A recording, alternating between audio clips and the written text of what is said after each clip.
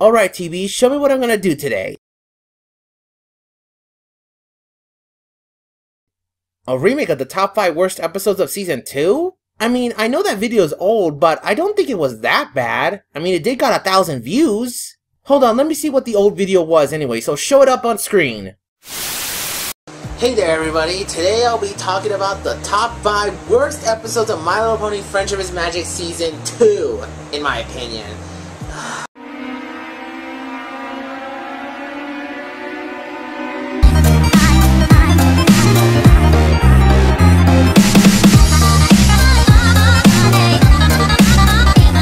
Number 5.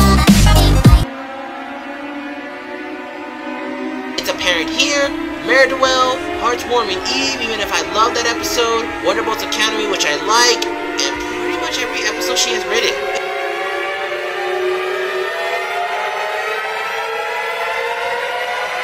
Who is a friend I know from Skype, made some good points here and there on why this episode doesn't deserve the hate it gets. By this point, I know how bad it is, but now all I can do is just laugh at it. Plus,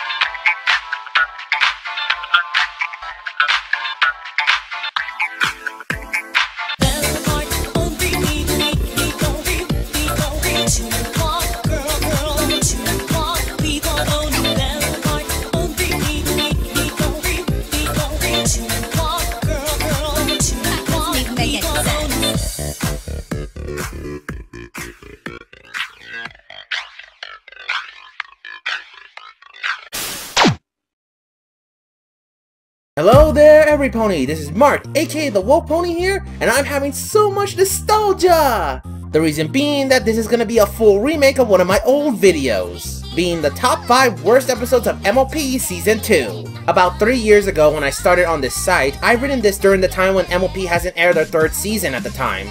Oh boy, do I remember when people insult each other on whether the show is good or not. Good times. Such good times.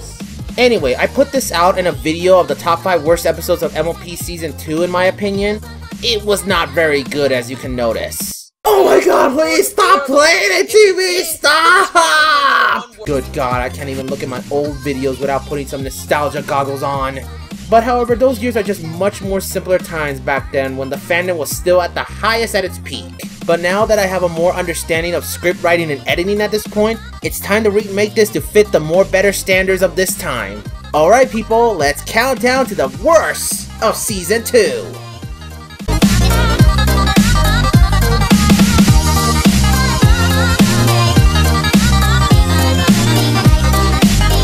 The Mysterious Mare Duel. Okay, this episode really wasn't as bad as everyone has stated it back then, and hell, I think I might have gone a little too harsh on it in my last video about this. Now, the great things about this episode is with Rainbow Dash. I love how they push the limits of what this character can do in her ego. I feel this episode is one of the many steps of bringing characters into a negative light and it brings new characteristics about them. This part, I never understand why people hate it as it shows that characters cannot always be perfect. Characters need to have flaws in order to be good characters to begin with. This mindset I honestly do not understand, as well as the mindset of characters being the same throughout the seasons. This episode actually challenged Dash in an inner level, and I feel most bronies have missed the point of this. There's also a lot of little things that makes this episode such a treat to watch, like the fact that the Mare Duel gets up and it's an entire reference to Batman the Animated Series. They even have posters in a similar style of the show! Now that is fucking awesome! This is also the only episode back in pre-season 4 era that showed a fan club to one of the characters. It was nice noticing this because it shows that ponies do acknowledge that they saved the world. I know why, since it could be annoying just to be reminded so many damn times, but a little sprinkle from time to time would be nice, and that is just adorable. But unfortunately, there is one thing that brought this episode down, and I don't think anyone has ever brought this up, to the least of my knowledge. You know how the rest seems to think that Dash bragging is going overboard? Well, they decided to talk to her and... yeah, no, they decided that she needs to be punished and learn a lesson of not to brag. Now, I wouldn't have such a problem if it wasn't for the fact that they never did the most reasonable option first. Because of this, it made the rest of the main 6 look like assholes. Not to mention that Dash up to this point wasn't even fucking up yet because of the lives she was saving. Newsflash, just because a pony that saved you is an asshole doesn't make it bad. I would understand this if they show her ego is actually endangering ponies, but we didn't got a scene like that before the Mare-de-Well shows up and started saving everybody, and by then, Dash is mostly humiliated without a good reason other than bragging. If it had a scene like that, then it wouldn't be such an obvious writing flaw, but this episode shoots itself in the foot when the moral canon, oh my god, did it end up showing them as hypocrites? Act with grace and humility? You assholes have been doing the exact same thing! This ends up making a moral high ground where Dash is completely in the wrong for no reason while the rest are in the right despite doing wrong things. Wow, isn't that pathetic? This is where the episode really falls apart, and I feel not many known about this. This episode sort of became a torture porn for Dash without a good reason. Had it shown a flaw in Dash's actions, or at least show a scene where they are talking to her but it failed, then I could have believed why they did it in the first place. Unfortunately, this is the reason why it's still on my worst list to this day, but now I have more respect for what it's trying to do. Makes me miss the writer who wrote this episode because while her writing style is hit or miss, she knew how to take a risk. Good times. Good times. Putting your hoof down. Okay, I feel I went too soft on this episode a bit, but make no mistake that I kinda do think this episode is good. Maybe? Okay, so it's not well written, which is pretty obvious due to the fact that tragedy stuck around in this time. And you should know what I'm talking about. But what did this episode do right? Well, first is tackling the issue that not many girl shows has ever did, and that's trying to be assertive. This episode doesn't hold back on the topic that many people need to raise their voices in order to get anyone to stop treating them like a doormat. I feel this episode gives the most brutal honesty of how people just need to bring up their loud voices if they want them to stop. Not only that, but we do get some funny gags, specifically the Looney Tunes reference, which really, who wouldn't want that? Not to mention that we got the best thing to come out of this, and that is Iron Will himself. Oh my god, I love this guy so much. I love how he acts, I love how he's basically Mr. T, and it's more proof with this pity the fool line. But I pity the fool who doubts Iron Will's method. Really, this guy makes the episode just a bit.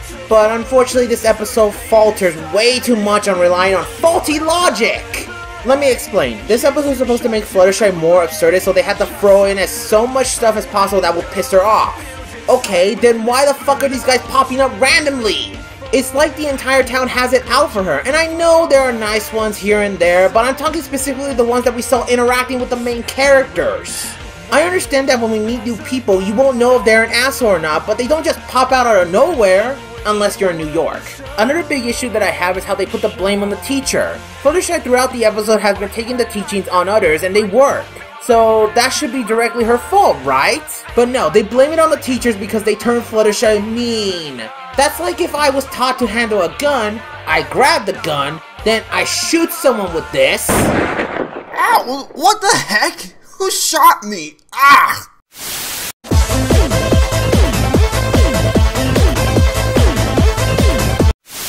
That would be my fault, not the teachers. The moral is so backwards that it really annoys me.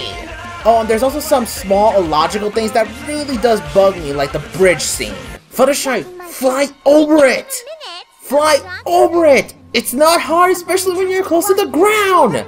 Fly over it! No, Overall, this episode, while I find some enjoyment with it, looking at it with reviewer goggles, I just really can't stand it at times. Mystery on the Friendship Express. Okay, what the hell? You know, I never had an episode that just feels a lot insulting the more I rewatch this. First off, this is the most easy solving mystery story I've ever seen. It's not that I'm expecting some complicated stuff like Danganronpa. Hell no, that'd be fucking stupid. It's the fact that it's so fucking obvious that the target demographic can easily solve this in under the first 5 minutes. The moment when the cake and all the desserts were eaten, everybody can quickly point to 3 suspects, and that's really damn sad. Everybody else couldn't be the one who done it because all the other options would have made it just even more frustrating and stupid. Really, this entire mystery story was so damn cliche, and I feel that it just wasted everybody's time. It's such a shame too, as I always loved train mysteries, but with how they done it, it pretty much checks off all the writing sins that one could do when you make a story like this, and keep going despite the flaws. However, it's not so bad, as there is one thing that holds it up, and that is the references that it made. Like really, I love these references, and I was laughing my ass off on how Pinky exaggerated how these chefs have done it. Oh Pinky, you always know how to make me laugh. Most of the time. So overall, this episode was just so cliche, frustrating, and just downright uninteresting. And insulting. At least until when the references kick in. That's when I can at least remember this episode. But the next one, I wish I could not remember it.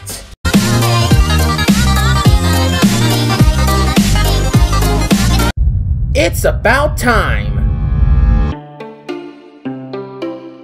Gah! Really? Really, M.A. Larson? You giving us such good episodes before this, and now you drop a bombshell of an episode like this? Okay, when I first heard of this story being time travel, I was honestly very excited for it, and no, I was not expecting Dr. Hooves, even if it would be awesome if it had him. No, I was expecting at least something that is good within the MLP writing quality. So far, it started out well with future Twilight coming in and telling her that something bad is going to happen. Okay, that's a good start. How does Twilight fix this? She doesn't. In fact, she does the exact same things as future Twilight. So not only Twilight can't figure out the exact outcome, but she's also a dumbass in this one. This happens throughout the entire episode, and my god is it so cringy to watch. It just keeps on going until we get to the climax, and the ending was such a huge slap in the face for everyone who wanted a good payoff to all of this. I swear that watching Twilight being this stupid, I could have sworn that I was watching a G1 special at best. You can see why I prefer Super Squeezy Cider 6000 over this one. Ugh. Now, there are some good things about it. I think the humor is actually decent. Pinkie Pie has some great funny moments here, and I love the balls in Equestria joke and Madam Pinkie. Those are just really hilarious. Plus, there is one reference that made me drop my jaw, and that is solid Twilight Sparkle, bitches!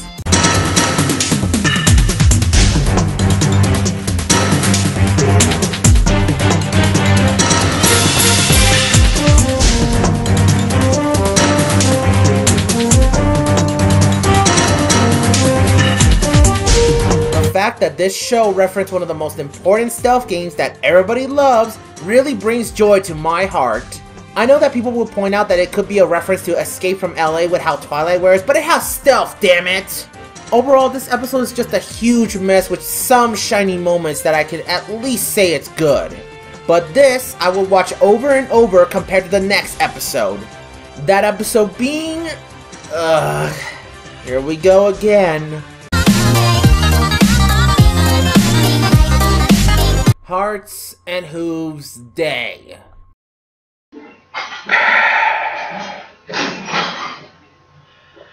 I'm going to try to explain as the best I can of this episode. Here it goes.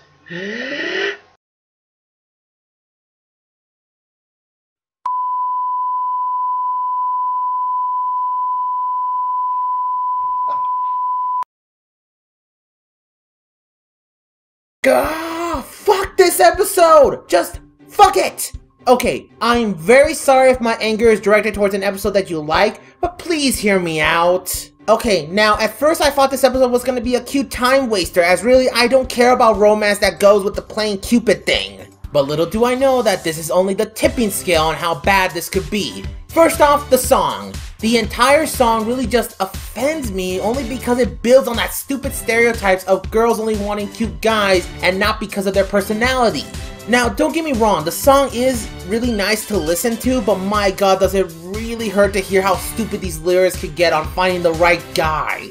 Too short, too tall, too clean, too smelly, too strangely obsessed with tubs of jelly. I know there's the excuse of them just being kids and they don't know any better. Alright, fine, I can at least understand why people have said that, but to me personally, I feel that it just...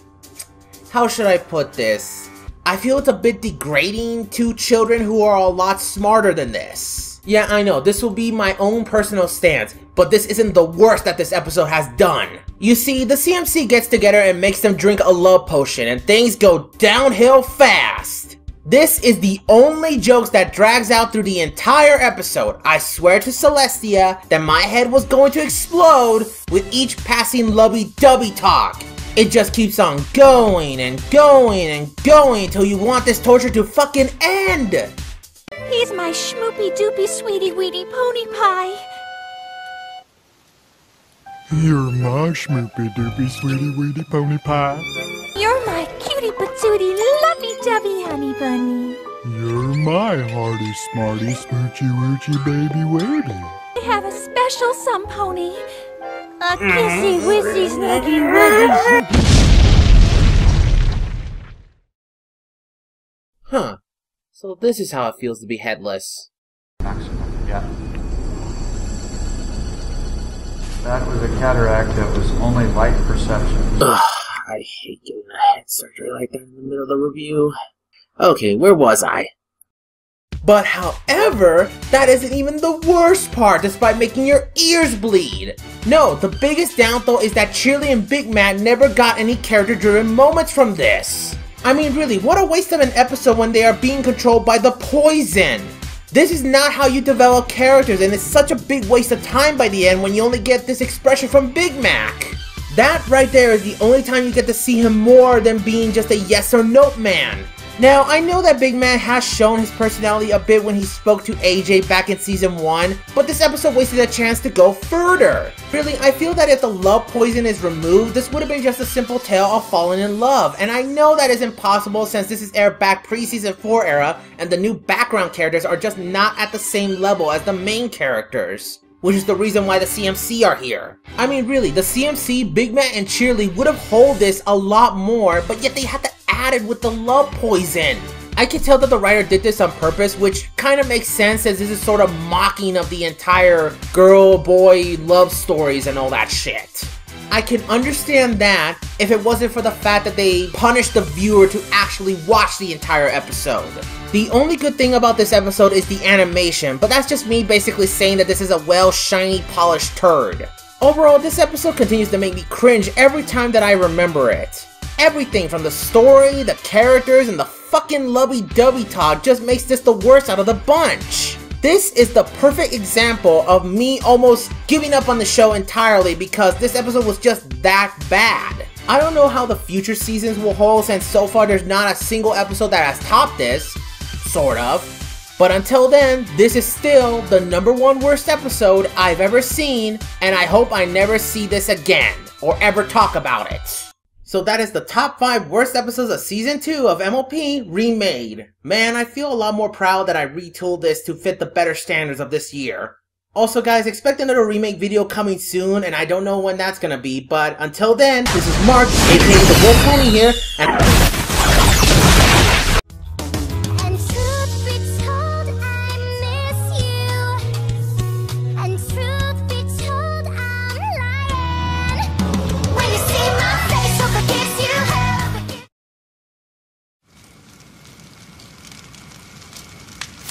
That's what you get for shooting my boyfriend.